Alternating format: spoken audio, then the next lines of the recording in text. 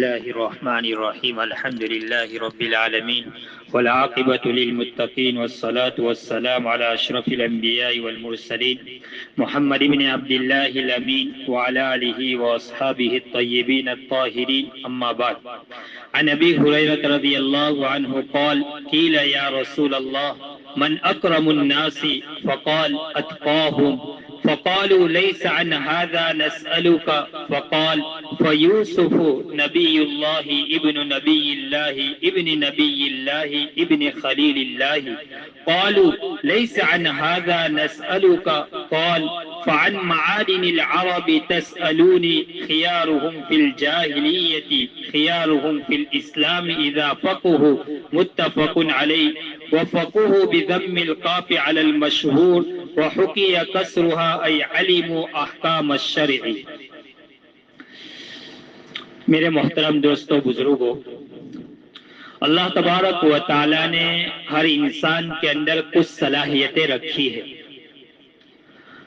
اگر انسان ان صلاحیتوں کو صحیح جگہ استعمال کرتا ہے جہاں اس کو استعمال کرنا چاہیے تو پھر اس کے اندر نکھار پیدا ہوتا ہے، اور اگر وہ ان صلاحیتوں کو صحیح جگہ استعمال نہیں کرتا بلکہ غلط جگہوں پر استعمال کرتا ہے جہاں اس کو استعمال نہیں کرنا چاہیے تو پھر اس انسان میں بگاڑ پیدا ہوتا ہے.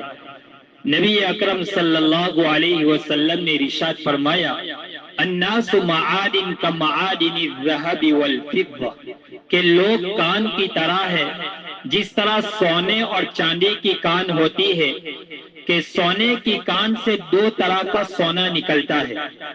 ایک سونا تو وہ ہوتا ہے جو بالکل صاف شفاف ہوتا ہے، اور ایک سونا وہ ہوتا ہے جو ملاوٹ والا ہوتا ہے، اس کو چھاننا پڑتا ہے، صاف کرنا پڑتا ہے. اسی طرح چاندی کی کان سے چاندی نکلتی ہے. کچھ چاندی تو بالکل صاف ہوتی ہے اور کچھ مٹی میں ملاوٹ والی ہوتی ہے تو اس کو صاف کرنی ہوتی ہے.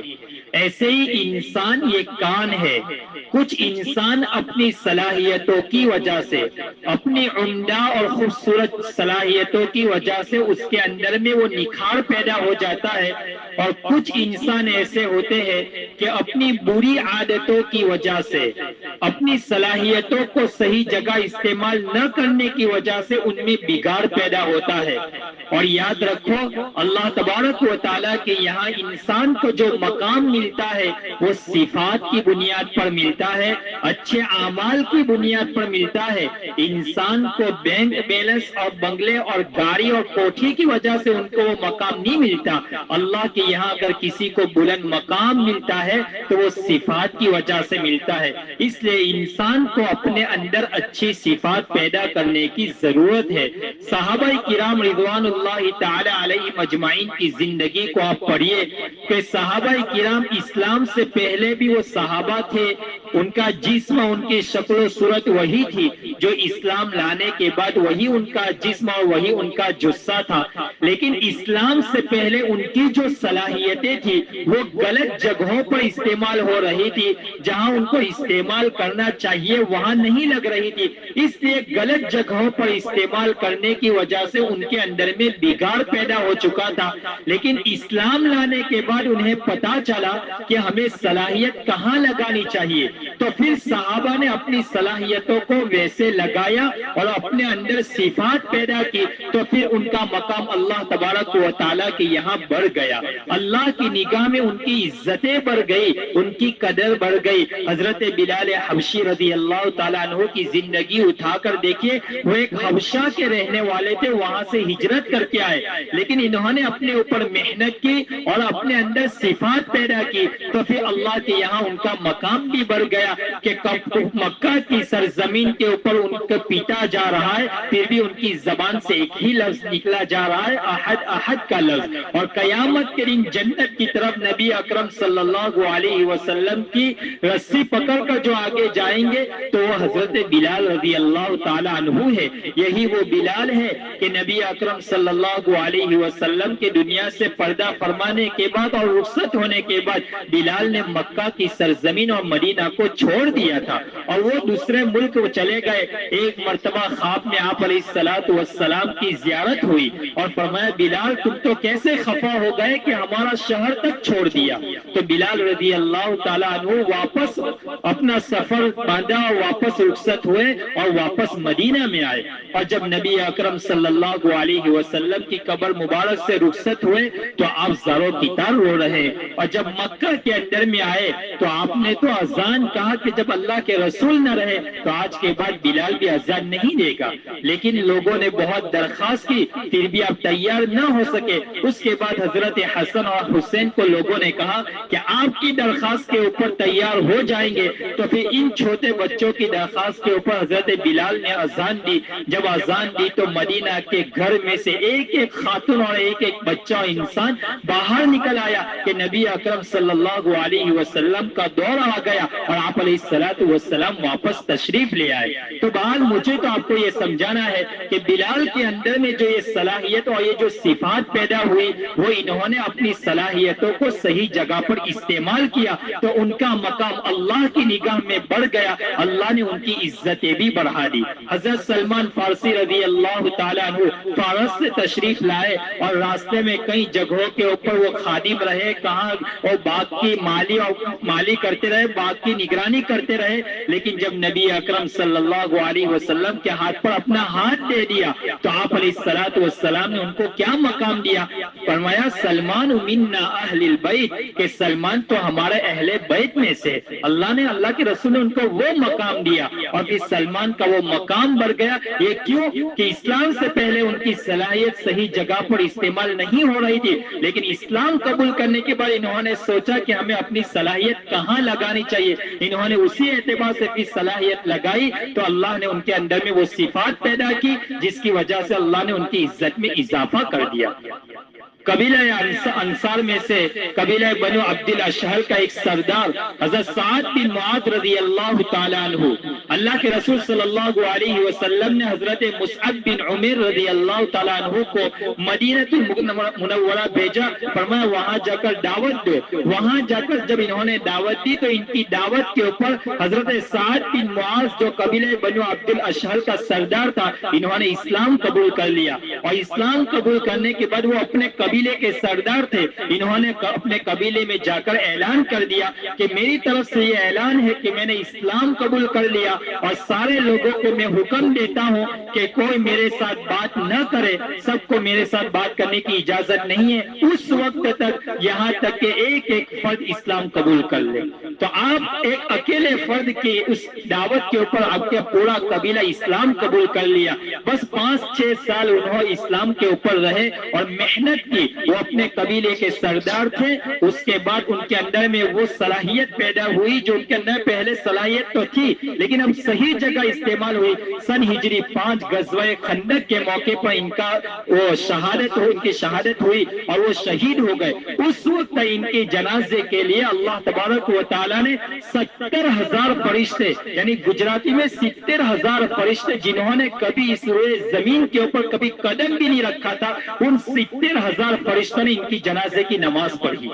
یہ وہ جو اسلام کے سے پہلے ان کے اندر جو صلاحیت تھی ان صلاحیتوں کو انہوں نے اسلام کے اوپر لگائی اور انہوں نے اپنے اوپر محنت کی تو پھر اللہ تبارک و تعالیٰ نے انہیں چمکایا, ان کی عزت بڑھائی, ان کی قدر بڑھا دی. تو یہ ہے کہ انسان اللہ کے یہاں جس انسان کا جو مقام ہوتا ہے جو بڑھتا ہے وہ صفات کی وجہ سے, وہ اعمال کی وجہ سے, وہ بینک بیلنس اور بنگلے کی وجہ سے نہیں. تو بہرحال نبی اکرم صلی اللہ علیہ وسلم اس حدیث میں فرماتے ہیں اور صحابہ کرام اللہ کے رسول سے جو سوال کرتے تھے وہ سوال یہ کرتے تھے کہ اللہ کے رسول صلی اللہ علیہ وسلم من اکرم الناس, لوگوں میں سب سے زیادہ اکرام اور عزت والا کون ہے؟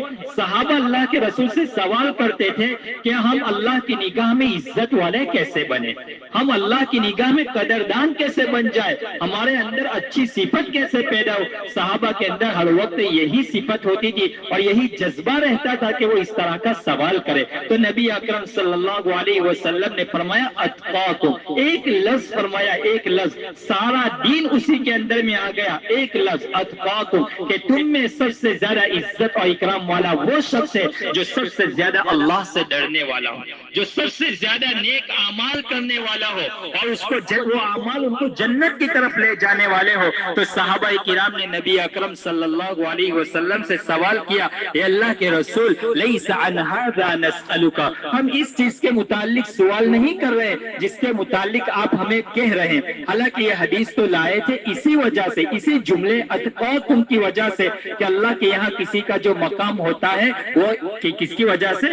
عزت اور تقوی کی بنیاد کے اوپر۔ تو صحابہ نے کہا ہم اس کی وجہ سے سوال نہیں کر رہے ہیں کہ ہم یہ پوچھ رہے ہیں۔ تو نبی اکرم صلی اللہ علیہ وسلم نے فرمایا شاید تم کسی شریف عالمی اور اچھے خاندان کے بارے میں تم پوچھ رہے ہو۔ تو اللہ کے رسول نے پھر فرمایا فیوسف نبی اللہ ابن نبی اللہ ابن نبی اللہ ابن خلیل اللہ، فرمایا پھر تو اس روئے زمین پر سب سے بہترین اور سب سے بڑھیا آدمی اگر کوئی ہو سکتا ہے تو حضرت یوسف علیہ نبینا علیہ الصلوۃ والسلام ہے، کہ ان کے اندر خاندانی شرافت بھی ہے، ان کے اندر عزتیں بھی ہے، اور پھر اللہ تعالیٰ نے ان کے اندر ہر طرح کی خیر بھی رکھی ہے، اور اللہ تبارک و تعالیٰ نے ان کو نبی بھی بنایا، اور نبی بھی کیسے کہ خود بھی نبی، ان کے والد حضرت یعقوب علیہ السلام بھی نبی، ان کے والد یعقوب علیہ السلام کے والد اسحاق علیہ السلام بھی نبی، اور اسحاق علیہ السلام کے والد ابراہیم خلیل اللہ بھی نبی۔ تو چار پشتوں تک جس خاندان اور جس خاندان کے اندر میں نبوت چلی ہو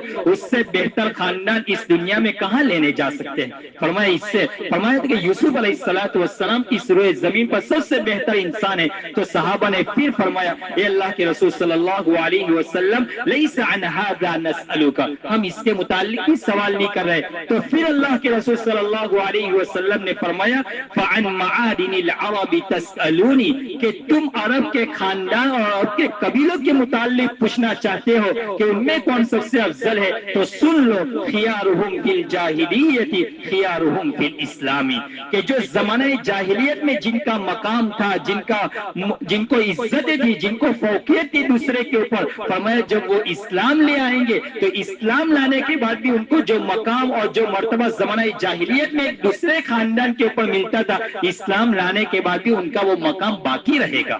فرمایا اسلام لانے کے بعد زمانہ جاہلیت میں اگر وہ کسی کو سرداری حاصل تھی، کسی ایک قبیلے اور خاندان والوں کو دوسرے قبیلے کے اوپر اگر سرداری اور فوقیت حاصل تھی تو اسلام لانے کے بعد بھی وہ باقی رہے گی۔ لیکن آپ نے آگے ایک قیودات اور پڑھا دی اذا فقہوا، جبکہ وہ دین کی کچھ سمجھ بھی حاصل کر لے۔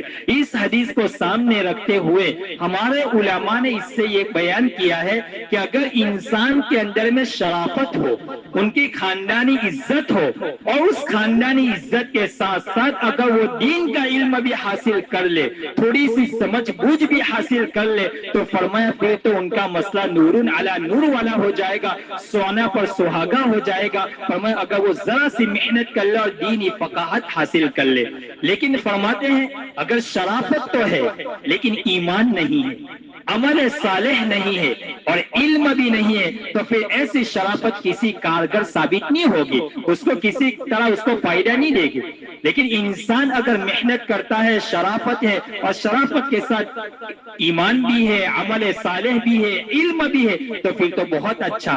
ایک انسان ہے اس کے پاس ایمان بھی ہے، عمل صالح بھی ہے اور علم بھی ہے، لیکن شرافت نہیں ہے، تو پھر ایسے انسان کا اللہ کے یہاں مقام تو بلند ہوگا، لیکن ایک جو شرافت کے ساتھ ساتھ اگر یہ چوتھی چیز کہ ایمان، عمل صالح اور علم کے ساتھ اگر ان کو خاندانی عزت بھی حاصل ہے، شرافت بھی حاصل ہے، تو پھر تو اللہ کے یہاں ان کا مقام اور زیادہ بڑھ جائے گا۔ تو میرے بھائیو، اس حدیث شریف کا جو خلاصہ یہ ہے وہ یہ کہ انسان اپنی ذات کے اوپر محنت کرے اور اپنے اندر اچھی صفات پیدا کرے، اچھے اعمال پیدا کرنے کی کوشش کرے۔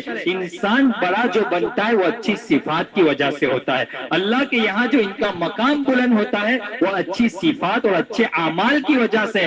جس کا بھی مقام اللہ کے یہاں بلند ہوتا ہے وہ اعمال صالحہ کی وجہ سے بلند ہوتا ہے۔ ان اکرمکم عند اللہ اتقاکم، کہ تم میں سب سے زیادہ معزز اور اکرام والا وہ شخص ہے جو تم میں سب سے زیادہ اللہ سے ڈرنے والا ہو۔ اللہ تبارک و تعالی ہمیں اس حدیث کے اوپر عمل کرنے کی توفیق نصیب فرمائے۔ وآخر دعوانا الحمد للہ رب العالمین۔ बिस्मिल्लाहिर्रहमानिर्रहीम। अल्लाहुम्मा लकल हम्दु कुल्लु व लकश शुक्र कुल्लु व लकल खल्क़ु कुल्लु बियदिकल खैरु कुल्लु इन्नका अला कुल्लि शैइन क़दीर।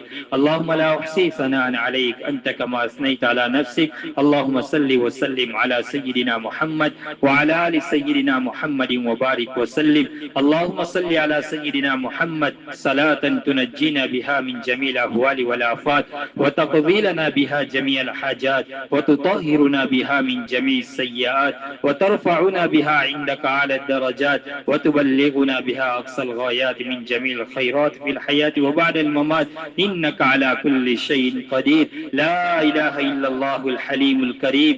सुब्हानल्लाहि रब्बिल अर्शिल अज़ीम वल्हम्दुलिल्लाहि रब्बिल आलमीन। नस्अलुका मुजिबाति रहमतिक नस्अलुका मुजिबाति रहमतिक नस्अलुका मुजिबाति रहमतिक व अज़ाइम मग़फ़िरतिक वल गनीमत मिन कुल्लि बिर्रिन वस्सलामत मिन कुल्लि इस्मिन। ला तदअ लना ज़म्मन इल्ला गफ़रता वला हम्मन इल्ला फ़र्रजता वला दीनन इल्ला क़ज़ैता वला मरीज़न इल्ला शफ़ैता वला हाजतन मिन हवाइजिद दुनिया हिय लक रिज़न इल्ला क़ज़ैतहा व यस्सरतहा या अरहमर राहिमीन या अरहमर राहिमीन या अकरमल अकरमीन या हन्नान या मन्नान या बदीअस समावाति वल अर्द अंत वलियुना फिद दुनिया वल आखिरह तवफ़्फ़ना मुस्लिमन व अलहिक़ना बिस्सालिहीन। अल्लाहुम्मा इन्ना नतूबु इलैका मिनल मआसी ला नरजिउ इलैहा अबदा।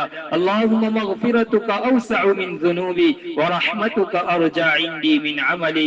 अल्लाहुम्मा अक्फ़िना बिहलालिका अन हरामिक वग़्निना बिफ़ज़लिका अम्मन सिवाक। या मुक़ल्लिबल क़ुलूब सब्बित क़ुलूबना अला ताअतिक या मुसर्रिफ़ल क़ुलूब सर्रिफ़ क़ुलूबना अला ताअतिक। अल्लाहुम्मा इन्ना नऊज़ु बिका मिनल कुफ़्र वल फ़क़्र व अज़ाबिल क़ब्र। अल्लाहुम्मा इन्ना नऊज़ु बिका मिन अज़ाबि जहन्नम व नऊज़ु बिका मिन अज़ाबि जहन्नम व नऊज़ु बिका मिन फ़ितनतिल महया वल ममात व नऊज़ु बिका मिन शर्रि फ़ितनतिल मसीहिद दज्जाल। अल्लाहुम्मा इन्ना नऊज़ु बिका मिन अज़ाबिल क़ब्र व नऊज़ु बिका मिन अज़ाबि जहन्नम व नऊज़ु बिका मिन फ़ितनतिल महया वल ममात व नऊज़ु बिका मिन शर्रि फ़ितनतिल मसीहिद दज्जाल। अल्लाहुम्मा इन्ना नऊज़ु बिका मिनल मअसम वल मग़रम। अल्लाहुम्मा इन्ना नऊज़ु बिका मिनल बुख़्ल व नऊज़ु बिका मिन अर्ज़लिल उम्र। अल्लाहुम्मा इन्ना नऊज़ु बिका मिन इल्मिन ला यनफ़अ व क़ल्बिन ला यख़शअ व नफ़्सिन ला तशबअ व मिन दुआइन ला युस्तजाबु लक।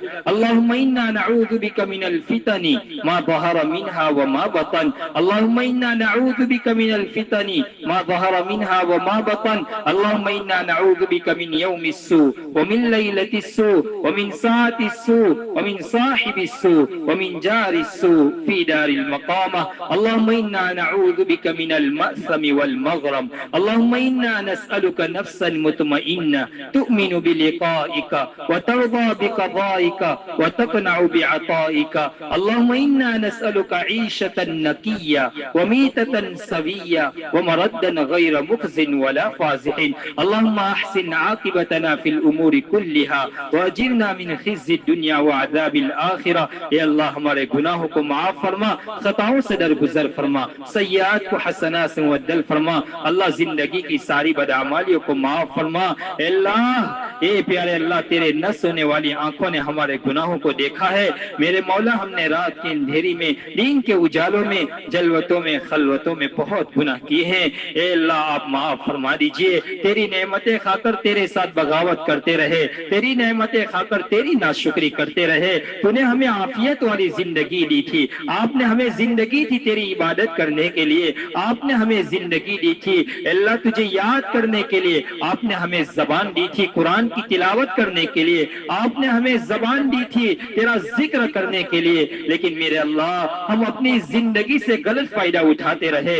अल्लाह, इस जबान से गलत फायदा उठाते रहे, इस जबान से गीबतें करते रहे, तोहमतें लगाते रहे, इल्जामें लगाते रहे, बहताने बांधते रहे। ए अल्लाह, एक दूसरे से बदगुमानी करते रहे। रब्बे करीम, आप माफ फरमा दीजिए, माफ फरमा दीजिए। हमारी जिंदगी को इस्लाम के ऊपर लगा दीजिए, हमारी जिंदगी को इस्लाम اسلام کے اوپر لگا دیجئے، ہمارے جسم کا ایک ایک عضو تیرے دین کے خاطر قربان کرنے والے بنا دیجئے، اے اللہ عبادتوں میں ہمیں تھکنے والے بنا دیجئے، مولا یہ تھکان تو دور ہو جائے گی لیکن اے اللہ تجھے یاد کی ہوئی عبادت ہمیشہ باقی رہے گی۔ رب کریم آپ ہمیں اپنے عبادت گزار بندوں میں شامل فرما لیجئے، شکر گزار بندوں میں شامل فرما لیجئے۔ اے پیارے اللہ، آپ نے فرمایا وَقَلِيلٌ مِّنْ عِبَادِيَ الشَّكُورُ، میرے بہت سے تھوڑے بندے ہیں جو شکر کرنے والے ہیں، اللہ اس تھوڑے بندوں میں ہمارا بھی شمار فرما دیجئے، اس پورے مجمع کو قبول فرما لیجئے، سب کی کامل مکمل مغفرت فرما،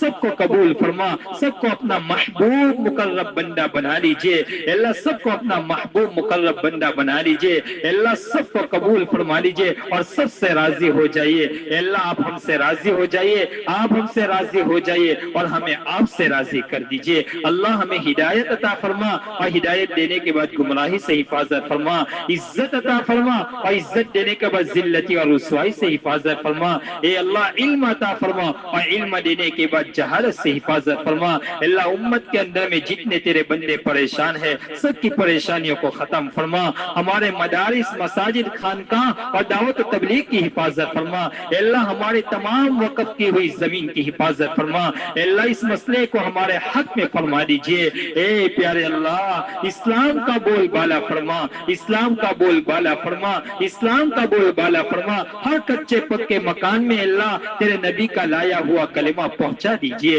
ہمارے اکابر کے سایہ صفت کو ہمارے پر تادر قائم فرما، ان کی عمر میں برکت نصیب فرما، اللہ رات دن ان کی زندگی اسلام کی بقا کے لیے کھپ رہی ہے، اے اللہ وہ اپنی تندرست کو بھی نہیں دیکھ رہے ہیں، وہ اپنی تندرستی اور حیات کو بھی نہیں دیکھ رہے ہیں، وہ ہر وقت اے اللہ اسلام کی بقا کے لیے وہ در بدر کی ٹھوکریں لگا رہے ہیں، رب کریم ان کی محنتوں کو قبول فرما، اور یہ جو وقف بورڈ کا مسئلہ ہے رب کریم اس کو ہمارے فیور میں کر دیجئے اور آسان فرما دیجئے، ہمارے آبا و اجداد نے جو اللہ اپنی محنت اور پسینے کی زمینیں جو مسجد مدرسوں کے اندر میں جو وقف کی ہے رب کریم ان کی اس خون پسینے کی زمینوں کو اللہ تو حفاظت فرما لیجئے، اللہ حفاظت فرما لیجئے، ہماری نسلوں کی ایمان کی حفاظت فرما، ہمارے ایمان کی حفاظت فرما، یا اللہ بہت کٹھن دور سے ہم گزر رہے ہیں کہ اسلام کے اوپر ہمارا رہنا بہت دشوار ہو چکا ہے، ہر آئے دن اللہ تیرے نبی کے اللہ لایا ہوا کلمہ اور اللہ تیرے نبی کا پڑھا ہوا کلمہ